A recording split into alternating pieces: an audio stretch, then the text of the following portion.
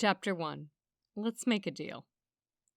Reich paced the meeting room of his mansion, awaiting the arrival of a female claiming to be the answer to all his problems. A lichen female. The meeting room for a lichen alpha was equivalent to a throne room for a king. Reich's spacious chateau-esque estate was dressed in French-inspired Gothic decor, groin vault ceilings, and an elegant combination of wood and marble flooring. His wide-open meeting room was just as elegant. Even his chair had a Gothic plush high-back design and looked as if it was made for, well, an alpha. When the alpha of a lichen pack was in his meeting room, it signaled he was available to answer questions and settle other matters before him from the pack members. Having a territory large enough to cover most of the Midwest and some parts of the Southwest United States, Reich practically lived in his meeting room, when not flying to different areas of the empire. Except today was different. Reich's more important matter was to obtain his deceased father's empire, and having to put off pack matters to meet with some unknown lichen claiming to be the answer to his problems had him on edge.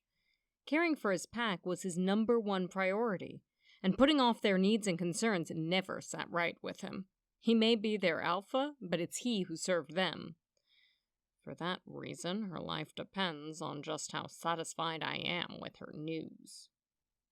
If it wasn't for the Lichen Council denying his claim to his father's, Victor, throne, he wouldn't have to resort to Plan B of marrying a purebred lichen female to produce an heir. Except Plan B hadn't worked out so well either.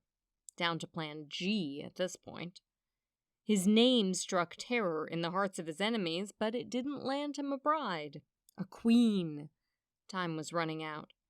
This mess had the fearless Reich West open to deals and made him look weak and exposed. She's here to exploit my desperation for a purebred female. Lichens have been around for millennia. Over the years, some kept to the olden ways of their ancestors, marrying only other lichens.